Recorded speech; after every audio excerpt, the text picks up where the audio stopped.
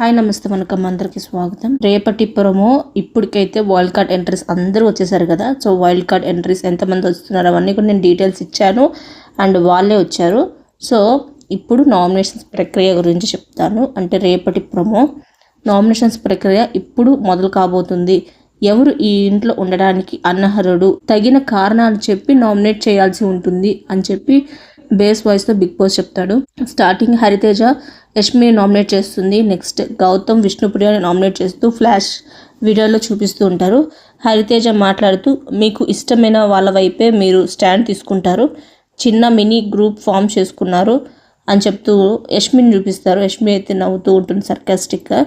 Next test Teja మాట్లాడుతూ ఉంటాడు. మీ లోపల ఏమున్నాయో అన్నీ నాకు తెలియదు, ఒక మనిషి నాకు అవసరం లేదు అని చెప్పినా కూడా ఆ మనిషికి ఎందుకు సపోర్ట్ చేస్తున్నారో నాకు అర్థం కావడం లేదు అని విష్ణుప్రియని పృథ్వీని చూపిస్తారు. నెక్స్ట్ టేస్టీ తేజ మణికంఠని నామినేట్ చేస్తారు. నెక్స్ట్ మెహబూబ్ వచ్చేసరికి సీతను నామినేట్ చేస్తూ ఉంటాడు.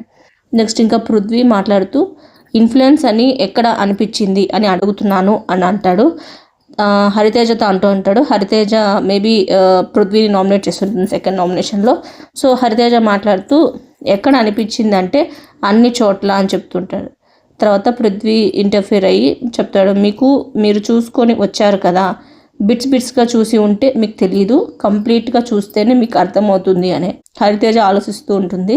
నెక్స్ట్ పృథ్వీ లుక్ ఇస్తాడు. లాస్ట్ పంచ్ మనదైతే అక్కికే వేరప్ప అన్నట్టు ఒక యాటిట్యూడ్ లుక్ అయితే ఇస్తాడు. సో మరిన్ని వీడియోస్ కోసం నా ఛానల్ లైక్ చేయండి, షేర్ చేయండి, కుదిరితే సబ్స్క్రైబ్ చేసుకోవడం మాత్రం మర్చిపోకండి.